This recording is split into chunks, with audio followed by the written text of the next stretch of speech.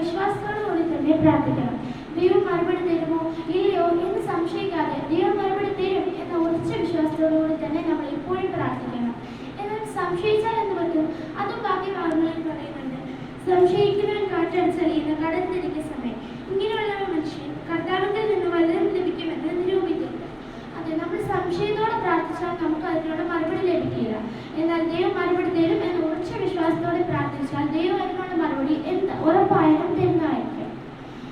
നമ്മൾ തിരുവചനത്തിൽ അനേകം ഭക്തന്മാരെ കുറിച്ച് കാണുന്നുണ്ട്. പ്രാർത്ഥിച്ച് മറുപടി ലഭിച്ച അനേകം ഭക്തന്മാരെ കുറിച്ച്. യാക്കോബിന്റെ ലേഖനം തന്നെ 5-ാം അധ്യായം 17-18 വാക്യങ്ങൾ ഇപ്രകാരം പറയുന്നത്: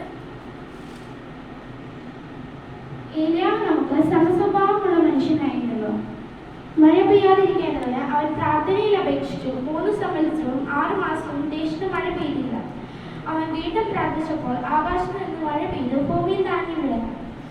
അതെ, ഏലിയാവ് വിശ്വാസത്തോടുകൂടി തന്നെ പ്രാർത്ഥിച്ചപ്പോൾ 3 സംവത്സരവും 6 മാസവും മഴ പെയ്തില്ല. ഒരിക്കൽ കൂടി പ്രാർത്ഥിച്ചപ്പോൾ ദേശത്ത് മഴ പെയ്ത് ധാന്യം വിളഞ്ഞു. അവന്റെ ഉള്ളിലുള്ള വിശ്വാസം, അതാണ് ഇതിനുള്ള കാരണം. അതിനു മുന്നേ എഴുതിയിട്ടുണ്ട്, ഏലിയാവ് നമുക്ക് സമസ്വഭാവമുള്ള മനുഷ്യനായിരുന്നു. ഏലിയാവ് നമ്മളെ പോലെ തന്നെ സാധാരണക്കാരനായിരുന്നു, നമ്മളെ പോലെ തന്നെ ഉള്ളൊരു മനുഷ്യനായിരുന്നു.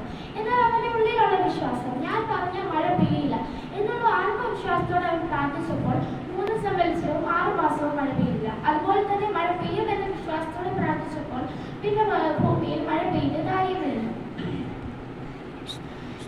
അതുപോലെ തന്നെ പത്രോസ് കാരാഗൃഹത്ത് കടന്നപ്പോൾ സഭ ശ്രദ്ധയോടെ വിശ്വാസം കൊണ്ട് പ്രാർത്ഥിച്ചപ്പോൾ ദൈവത്തിന്റെ ദൂതനെ ഇറങ്ങി അവനെ വിടിയിപ്പാൻ ഇടയാക്കി. നമ്മൾ ഏത് പ്രതിസന്ധിയിലും സാഹചര്യത്തിലായാലും നമ്മൾ വിശ്വാസത്തോടുകൂടി പ്രാർത്ഥിച്ചാൽ ദൈവം തന്റെ ദൂതനെ വേണമെങ്കിലും വെറുതെ നമ്മളെ രക്ഷിപ്പാൻ ഇടയാക്കിയത്. അതുപോലെ തന്നെ യേശു കർത്താവ് കടന്നുപോയിക്കൊണ്ടിരുന്നപ്പോൾ ഒരു കുരുടായ മനുഷ്യൻ, കർത്താവെ ദാവീദ് പുത്ര, എന്നോട് കരുണ തോന്നണമേ എന്ന് പറഞ്ഞ് നിലവിളിച്ചു.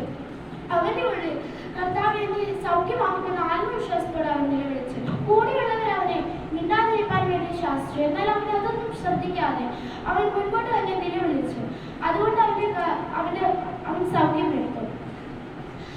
എൻ്റെ ഒരു സാക്ഷ്യം കൂടെ ഞാൻ ഇതിലെ കൂടെ പറയാൻ ആഗ്രഹിക്കുകയാണ്. എൻ്റെ പപ്പയ്ക്കും അമ്മയ്ക്കും എന്നെ 8 വർഷം കഴിഞ്ഞിട്ടാണ് കിട്ടിയത്. പല ഡോക്ടർമാരും ലോകവൈദ്യന്മാരും പറഞ്ഞു എനിക്കിനി കുഞ്ഞുങ്ങൾ ഉണ്ടാവുകയല്ല എന്ന് പറഞ്ഞ് ഓർമ്മിച്ച് പറഞ്ഞ സ്ഥാനത്ത് എൻ്റെ പപ്പയും അമ്മയും അതൊന്നും ശ്രദ്ധ വയ്ക്കാതെ വിശ്വാസത്തോടുകൂടി തന്നെ ദൈവം എനിക്കൊരു പൈതൃകം തരുമെന്ന് വിശ്വാസത്തോടുകൂടി തന്നെ പ്രാർത്ഥിച്ചപ്പോൾ ദൈവം അവർക്ക് എന്നെ കൊടുത്തു. അതുപോലെ തന്നെ എനിക്കൊരു സഹോദരനായി ആശാനെയും നൽകി. അതുപോലെ തന്നെ പല രോഗങ്ങളിൽ നിന്ന് എന്നെ വിടുവിച്ചിട്ടുണ്ട്. എനിക്കൊരു അലർജി ഉണ്ടായിരുന്നു. എനിക്ക് മുട്ടയുടെ മഞ്ഞ് പോലും കഴിക്കാൻ കഴിയാത്ത രീതിയിൽ അലർജി ഉണ്ടായിരുന്നു. കഴിക്കുമ്പോഴൊക്കെ തന്നെ എൻ്റെ മുഖത്തെല്ലാം കുരുക്കൾ വന്നൊരു വിരൂപ രോഗത്തിലായിട്ട് ഞാൻ മാറുകയായിരുന്നു. എന്നാൽ ദൈവം എന്നെ സൗഖ്യമാക്കുമെന്ന ആത്മവിശ്വാസത്തോടെ ഞാൻ പ്രാർത്ഥിച്ചപ്പോൾ ദൈവം എന്നെ വിടുവിച്ചു. ഇപ്പൊ എനിക്ക് ഇഷ്ടമുള്ള എന്ത് ഭക്ഷണം വേണമെങ്കിലും കഴിക്കാവുന്ന രീതിയിൽ ദൈവം എന്നെ അനുഗ്രഹിച്ചിരിക്കുകയാണ്. അതുപോലെ തന്നെ പല അപകടങ്ങൾ, എനിക്ക് 8 മാസം പ്രായമുള്ളപ്പോൾ വോക്കറിൽ ഇരുന്ന് ഞാൻ സ്റ്റെയർ കേസിന് താഴെ വീണിട്ടുണ്ട്. അതൊക്കെ കഴുത്തൊടിയാവുന്ന രീതിയിലായിരുന്നു ഞാൻ വീണത്. എന്നാൽ അതിൽ നിന്നെല്ലാം ദൈവം എന്നെ ഒരു പോറൽ പോലും ഏൽപ്പിക്കാതെ ദൈവം എന്നെ വിളിച്ചു. പ്രിയമുള്ളവരെ, ഇതിൽ നിന്നല്ല എനിക്ക് നിങ്ങളോട് പറയാനുള്ളത്, നമ്മൾ എപ്പോഴും വിശ്വാസത്തോടു കൂടി പ്രാർത്ഥിക്കണം. അത് എന്ത് വിഷയമാണെങ്കിലും, വിദ്യാഭ്യാസം ആയിക്കോട്ടെ, സാമ്പത്തികം ആയിക്കോട്ടെ, എന്തായാലും ദൈവത്തോട് വിശ്വാസത്തോടുകൂടി പ്രാർത്ഥിച്ചാൽ നമുക്ക് അതിനുള്ള മറുപടി ലഭിക്കുന്നതായിരിക്കും. ദൈവം